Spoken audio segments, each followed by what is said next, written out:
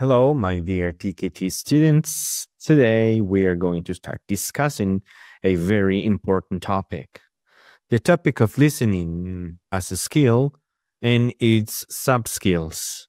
So we're going to just check up here, and it's just the first step. I am going to define what listening is. So listening is one of the four fundamental language skills, alongside reading, writing, and speaking. Listening is a receptive skill, engaging individuals in the process of making sense of meaningful sounds in language through context, grammar, and prior knowledge.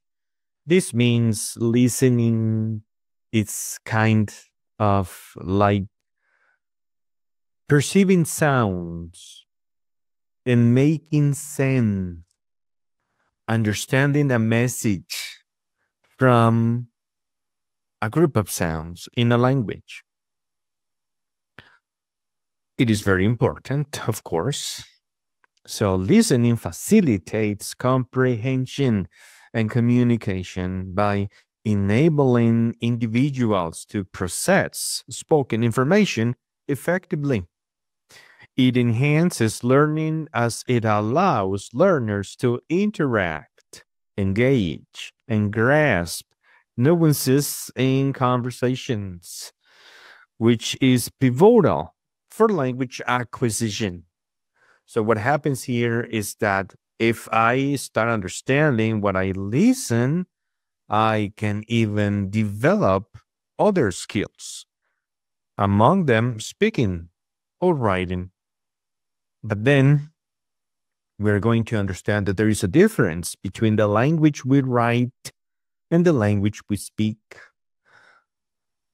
So we can say that written language is a permanent medium that stays on the page, employing punctuation and capitalization to indicate sentences.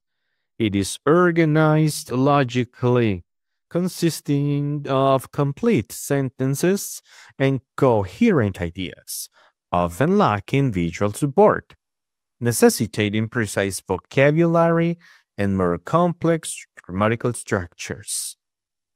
So, when you see written language, you see something that has been edited, maybe changed, corrected. You see that it stays forever as long as you preserve the text. You can also see that written language is usually more formal and it is different from spoken language because spoken language is ephemeral, disappearing as soon as it is uttered. The minute you speak your word, it just disappears. It relies on stress and intonation to convey meaning and often includes interruptions, hesitations, and varying speeds of delivery. Utilizing simpler vocabulary and grammar to accommodate real-time dynamics of communications.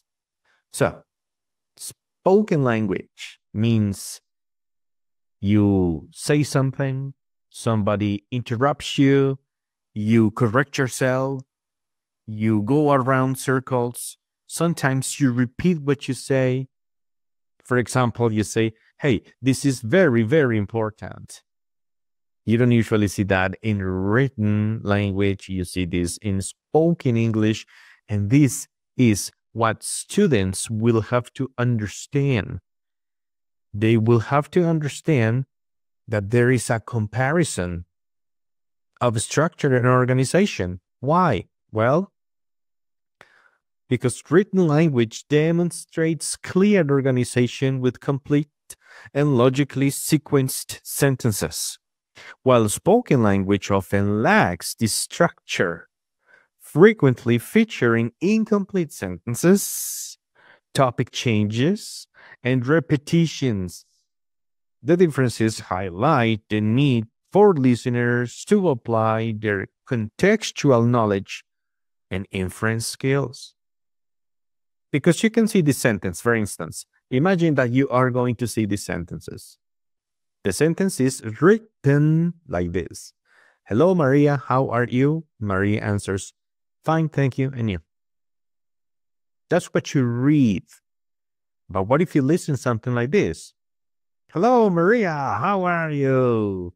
And Maria says, fine, thank you. And you? You don't see that when you read it. You hear it. And maybe you may say the first person was somehow, let's say, optimistic. But the second person was totally pessimistic or sad or worried. And that is what you infer from what you hear. And we're going to talk about something very important, the speeds and accent. Because spoken language can vary significantly in speed, with some speakers delivering information rapidly, while others speak more leisurely. Especially when you're happy, when you are, let's say, experiencing strong emotions, you tend to speak faster.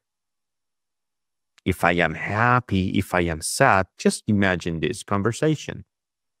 Hey, look, this is what happened to me yesterday. I was just there. I was walking, and then I saw this beautiful woman. And you know what? She said hello to me. And I was like, oh my God, what do I tell her? I don't know what to tell her. And then I was like, hi, my name is Leo. And she was like, hey, would you please give me something to drink? And I had a bottle of water with me. So, I needed to say something. But the words wouldn't come out of my mind. You see? Somehow, I was under a big emotion. I was stressed, happy.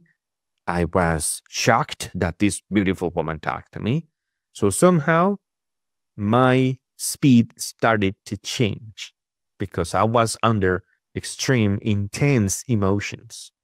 So accents also contribute to comprehension challenges, as variations in pronunciation can obscure familiar words and phrases, requiring listeners to adapt quickly to different speech patterns. And here maybe we can just talk about this. You want your learners to adapt to North American English, to British English, to Australian English, just to show them that there is a different accent every time they go to a different continent.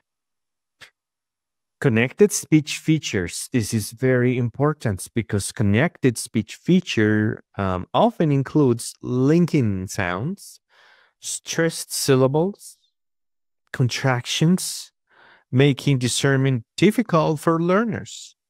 These features create a flow of language that can obscure individual words, necessitating listeners to hone their skills in recognizing speech patterns and contextual cues. So here what happens is that intonation, for example, the way I just say, I'm okay, thank you. Somehow that intonation tells me that you're not okay. So I need to recognize these kind of connected speech features. Then we have the listening subskills. There are several different listening subskills. Which subskill we use depends on our reason for listening. We might listen for gist or global understanding. It's like when you listen to something just to have a general idea. Specific information when they're giving you a telephone number.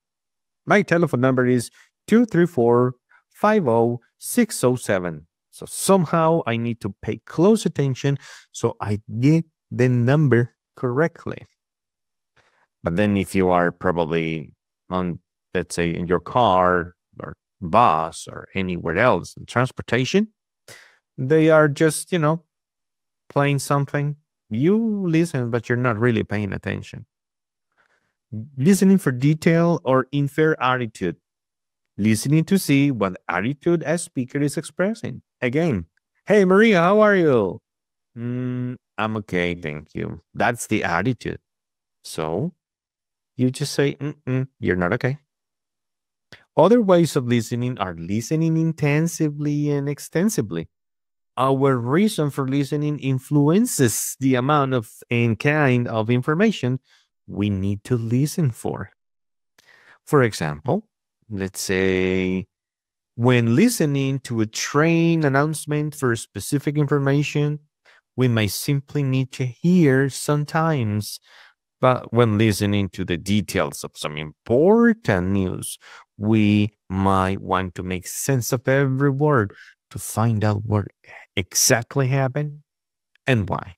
So, again, you are on the train, you're there, you're on your way to work. And they're playing some classical music. So you're there, you're not paying attention. But somehow they say, breaking news, breaking news. There's a flood, there's a bomb, there's something. So, what happened? So you start listening for detail so you can understand effectively everything on those news.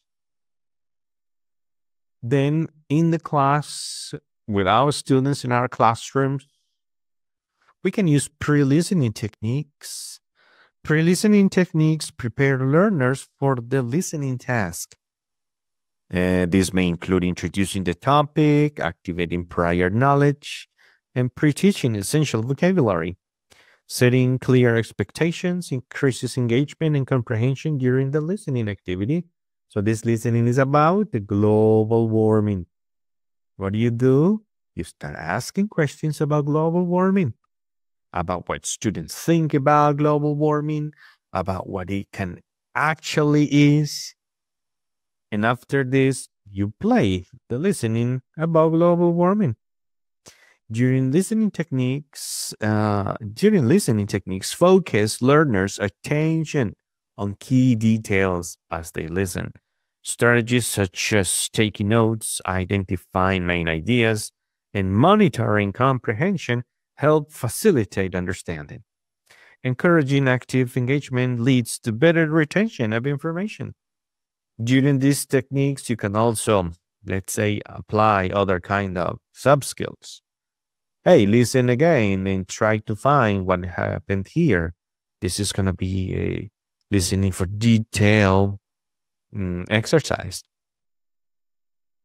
And then post-listening activities.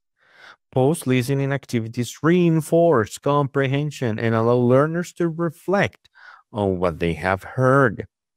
Activities such as summarizing, discussing, and answering questions encourage deeper analysis of the content. These reinforce learning and facilitate the application of information acquired during the listening task. So what happened here is like after you play the global warming listening and students answer questions about it, then you can have some, few, let's say 5 or 10 minutes later, ask questions about what they understood and about what they think about global warming, because now they will be equipped with more information. Applications in the classroom using authentic and simplified text.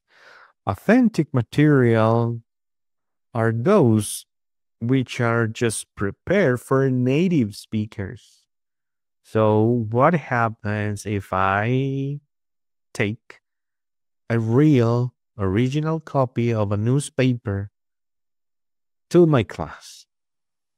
After 2 or 3 sentences, students are not probably going to understand, because this newspaper is for C2 plus learners. So I can bring up simplified texts. It means taking the same information and, let's say, decreasing the level to A1, A2, B1, or B2. So authentic tests reflect natural speech patterns and provide exposure to real language, essential for developing listening skills. Simplified text, on the other hand, are designed for learners at various levels, allowing them to build confidence while developing their ability to understand spoken language. So if your students want to watch a series on Netflix, that is authentic. But then if they want to probably do an exercise, a listening exercise for their B1 level, that is going to be simplified text, pieces of text. And now we're going to talk about assessing listening comprehension. Understanding and showing comprehension are distinct. Tests should focus on practical assessments, true, false, or dictation. And these formats enable learners to demonstrate their grasp of listening material without being hindered by language production skills. It is necessary for us teachers to evaluate the level of English the students are acquiring by assessing and evaluating them. Engaging listening activities has to do with the lessons, which typically include introductory activities to pre-teach vocabulary, main activities which focus on sub-skills, and post-task discussions to relate content to students' lives. This structure not only enhances understanding, but also encourages active participation and contextual learning. This is just what we mentioned a few minutes ago. I hope this is just clear for now. And I hope to see you at EnglishGain.com, where you can answer many exercises TKT related about the listening sub skills. Thank you very much for watching. Bye-bye.